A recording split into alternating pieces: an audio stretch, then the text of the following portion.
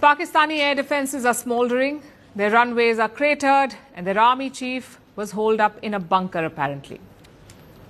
But if you look at global media coverage, the picture is very different. They make it seem like it's advantage Pakistan. We'll first look at some examples, and after that, we'll try to see why this is happening. First is Al Jazeera. Their article says India tried to project strength but ended up showing weakness. Just a reminder, Al Jazeera is owned by Qatar, a regime that is propped up by the US military. Take that out and they probably won't survive 2 weeks. This is also the same Al Jazeera that claimed that Pakistan had captured an Indian pilot. Later, the Pak military fact-checked them. Frankly, I don't know what's more humiliating, having to bribe the US president with a plane or being fact-checked by Pakistan. Here's another article. This one is from Bloomberg. It says Chinese weapons gained credibility after this conflict. Next, we have an article in the Financial Review. It says China's military is the big winner of this conflict. Another report in Japan's Nikkei. It talks about Chinese-made jets bringing down Indian fighters. Next, look at France's Le Monde. It says this conflict exposed the weakness of India's Air Force. And finally, CNN, they claim that there are no winners in this conflict, neither India nor Pakistan. Now, what explains this global narrative? What explains this perception that Pakistan had the edge? We can think of 4 reasons. Number one, the information overload from Pakistan. Their military claims 120 jets were part of the dogfight, that dozens of Indian soldiers were killed. It's all unproven, of course, but it sounds too significant to ignore. So most foreign media houses began buying it. They wanted to give their audience something explosive. India, on the other hand, was restrained.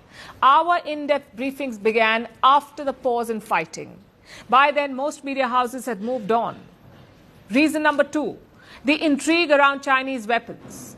This is the first time we saw them in active combat.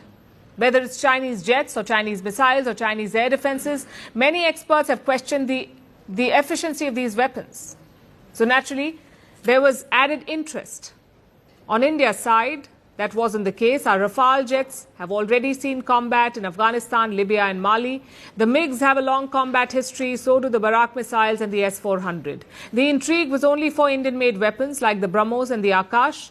And here in India, there's a lot of coverage about them, but outside, not so much. Either way, the bigger point is this. Western journalists did not care about the rising tensions. They wanted to see how Chinese weapons fared. And Pakistan indulged them.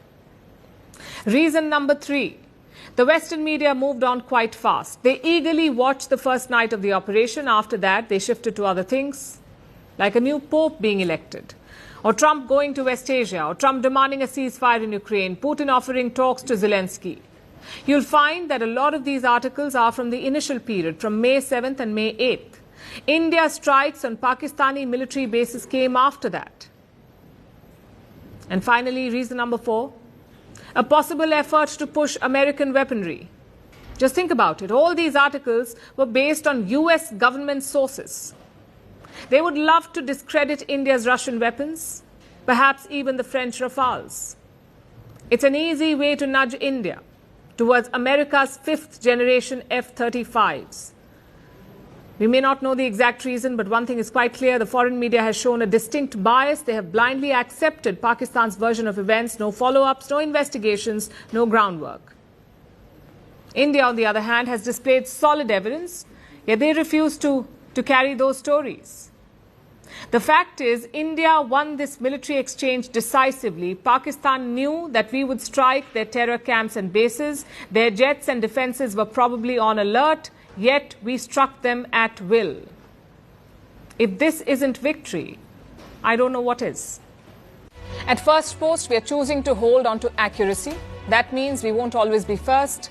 We may not get you your breaking alert. But what you will get is what we owe you. And that is the truth. Verified, checked, and cross-checked. We rely on sources and verified ones. After all, that's what separates a journalist from a loudspeaker. But sometimes even we miss a beat. And when we do, we will tell you. Like yesterday, we ran visuals from a registered news agency. That visual turned out to be fake. So we are taking accountability. And from now on, we will cite the source of every visual, every picture, every video that you see on First Post will have a source mentioned. That is our commitment to you. We will wait, we will verify, we will ask again, and only then will we tell you. No noise, no panic, just the facts. Because right now, that is what the country needs most.